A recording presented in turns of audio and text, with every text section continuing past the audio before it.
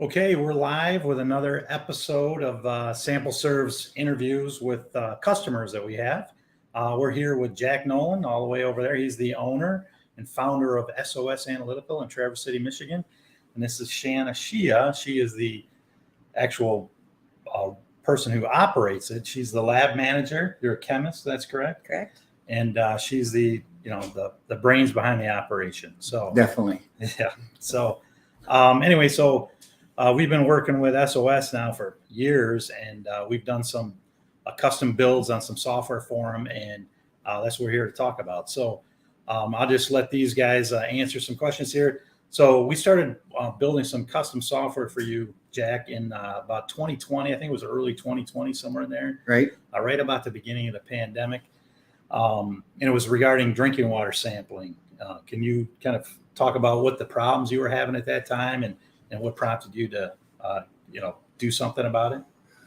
Well, the reason why we kind of got with you or us contacted you was that the part of our analytical business, this was a pretty simple analytical, low cost, high volume. And we were dealing inefficiently with the high volume. And so we needed to become more efficient, more streamlined to handle it. Yeah. And so when you say inefficient, like what was low cost, high volume? What was like one sample in terms of minutes of inefficiency? What do you think?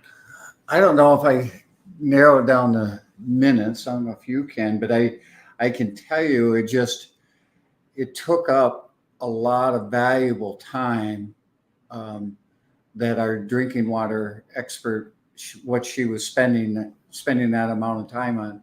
And it just became very apparent that we needed to become much more efficient. And with the software, enabled us to kind of recruit the public in to just do their personal data. Instead of we doing the data entry, some of the onus fell on them to take that on. And that's where we were spending our time, was just putting in names and addresses. As far as the analytical was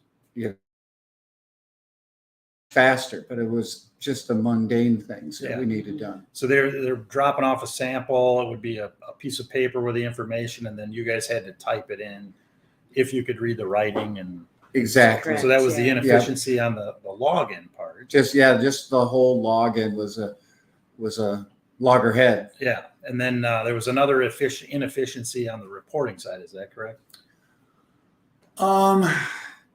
Yes, but that was a smaller part of what it was. More of just the data entry the login. Yeah, the samples would come in from the general public, and bacteria nitrate usually is what he meant by like lower cost. And you still have to enter all of the same information for that type of a client versus a client that may be bringing in thousands of dollars worth of analytical. So a lot of time was spent just entering, like he said, the addresses and where the samples were taken from and the time and date collected, things like that. So with your software, that's shifted to the field where they can enter it themselves, or online. I don't know if they're necessarily in the field, but the customers would do it themselves. And so, Jack, you maybe talk about how you started working with Sample Serve and how you thought maybe we could help you with this problem. Well, I mean, first of all, when we were doing work for you as an engineer, I mean, we built that relationship. Then you started Sample Serve, and you kind of used our lab as a guinea pig on developing your software. So we've kind of been with you in these infant stages of your program. And so we've watched you develop that and going, we can tag right on to what you've already done. We didn't have to you didn't have to reinvent the wheel. Right. This was a nice segue to what you all were already doing. plus your knowledge and background with us. You knew our operation, and I'm sure analytical labs all have a very similar process, but you knew specifically how we did things. Right. And so that it was a no-brainer to talk to you and have you develop. Okay. So Shanna, can you describe like the solution that we came up with, you guys? I mean, just generally, you don't have to get too specific, but just generally, if you're explaining it to a lay person, how would you say it works? Well, when a client calls and wants to do a water test, they would just pick up the bottles and go onto their computer or laptop or iPad, their phone even, go onto the app. They enter all of their personal information themselves, and then it sends a code to the lab for us to expect the sample. And when the samples come in the door, we scan the barcode on it, and all of their information uploads automatically into our database. Because they've entered it into their device, whatever it is. Correct. And you already actually have a copy of it. And then when they drop it off, you're just confirming that the bottle, in fact, has arrived. Correct. Okay. So you actually see the data within seconds of them typing it in at the sample location. Yes. Okay. Yeah. And so talk a little bit about like the administrative part of it. Does it help you like in your sample counts or the accounting part of things or billing? I mean, is it helping you in that area? Not just the sample login. Is there some increased benefit that you might see from other aspects? I think we haven't quite gotten to the invoicing part of it, but I think we've talked about that, and that would be our next step. But we've already have added some other analytical to the first part of this software. So I see as time goes on that you developed it in a way that we can build on top of it. We've got a nice base set, and now I can see how we can build on it and make our login, because that's the big area that does take some real specific time, is make that even more efficient with adding more parameters to the software. Okay. So how was it working with our solutions and working with us? And if you had a problem or need to make some edits or anything like that? Should we talk about that? Oh, well, no. I mean, of course, we're close friends, but business is business. I mean, you've always Sample Serve always responds timely, professionally, and the best part is, you know what we need. I mean, you can look at it. We're not programmers. We need what we need, but you have that ability from your engineering, environmental side, and now you have the programming side. And to us, it seems, like a huge task, and you go, oh, we can do this and this. And so that really helped me just being confident that I know what you're gonna do it, and you know what's the best way to do it, and I don't have to learn that. Okay. Then talk a little bit, Shannon, about the reporting. I know there's a common where people go, hey, you guys did a sample for me like 3 months ago. Can you resend that? Talk a little bit about that. How often and that kind of stuff. I'm like, how does that happens on pretty much a daily basis, especially with compliance, drinking water monitoring. So what the one nice thing about the software is literally just a click of the button, and it resends to everybody that they've got already entered into the software. It can go to the local health department, the EGLE, whoever they've put into their paperwork when they collected the samples is going to get it again with just a touch of a button. Yeah. Who is it that typically needs the resend? Is it the customer, the person, the homeowner? Or is it someone from an agency? It's both, honestly. Yeah. A lot of stuff gets lost in cyberspace, and Right. so there's always the black hole. So Check your junk mail. yeah, check your junk mail. Right. Yeah, that's one of the issues with machine generated emails. They can very frequently end up in the spam. Right. So, and we, the spam bots create software to catch those, and then we do countermeasures to get by them, and so it's just like this constant battle of one-upmanship.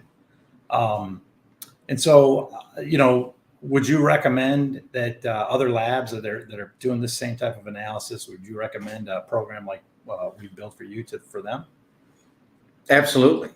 I mean, if you're having login issues or just your LIMS system, I mean, the one thing for us, and maybe I should be telling other labs, but this is not only are we using this that's efficiently for the lab, but as we go on, the software we can promote to help the engineers with how efficient this software is, and we'll be able to offer that software to our clients. And this is just another service that we can provide at a low cost. It's another reason to use SOS. Yeah. Yeah. Thank you. Yeah. Yeah. So Josh, do we have any questions out there?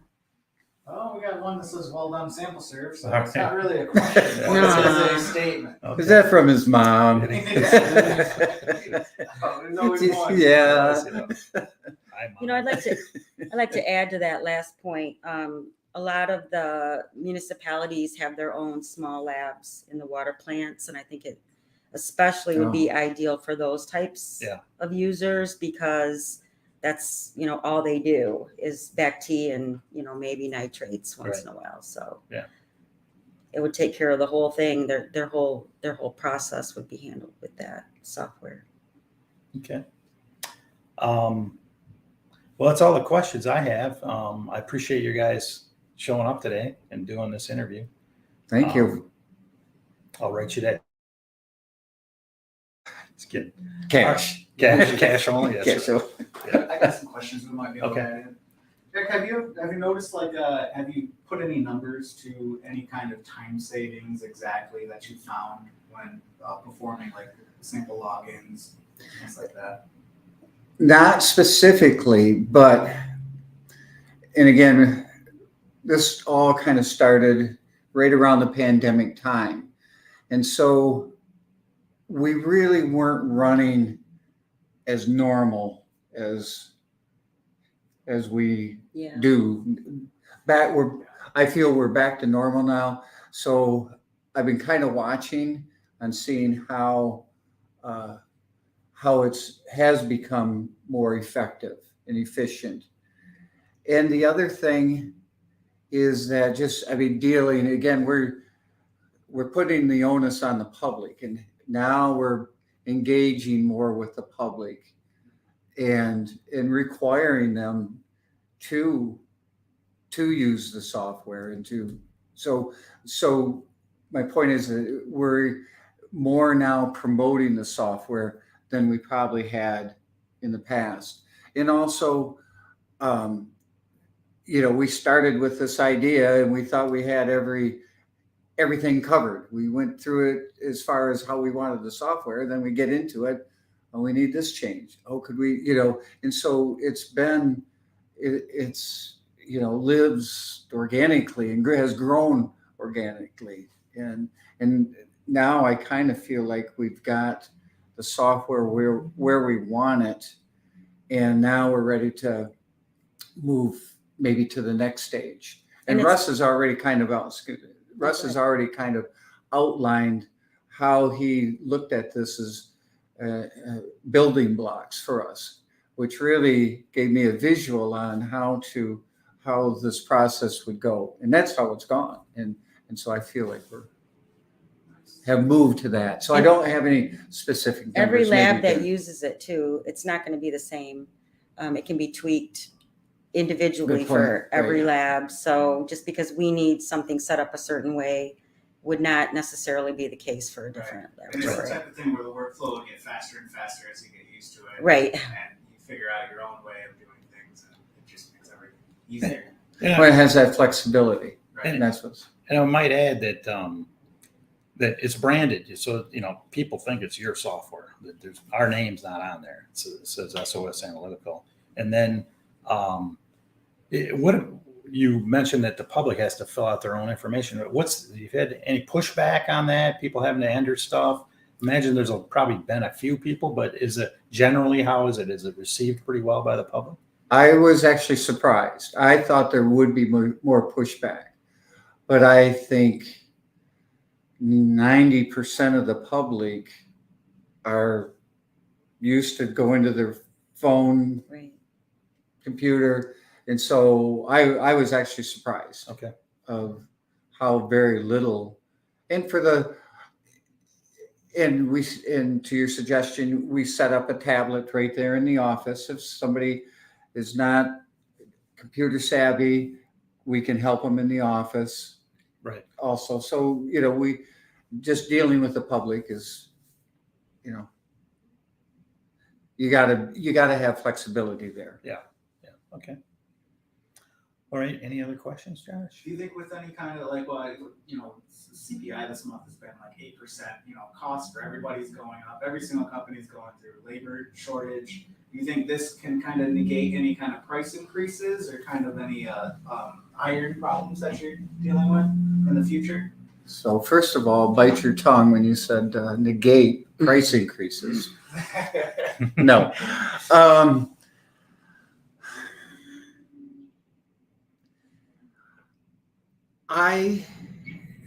Pricing is one thing, but I look at it as what we are offering. The service, I think service is probably the most important part of what this provides and can even provide more. It's limitless that I see. Our price increases have really been as the world is going. I mean, it's just our supplies and stuff as far as the software holding prices. I'm not sure. I hadn't thought about that. Maybe keep them Less labor cost for sure. Yeah. If you're short on staff, it would help. For sure, yes, definitely for sure there that our staff is maxed out and that this provides them to focus on other areas of the lab instead of getting somebody's email correct, that sort of thing. So there is that side of it. Good point. Great questions, by the way. Yeah. You didn't give me some beforehand so I could come up with an answer. Sneaky. Well, thanks everybody for tuning in. We're going to try and do something like this about every week. So, so stay tuned and we'll keep you posted. You'll be able to watch this later too. So thank you. Bye now.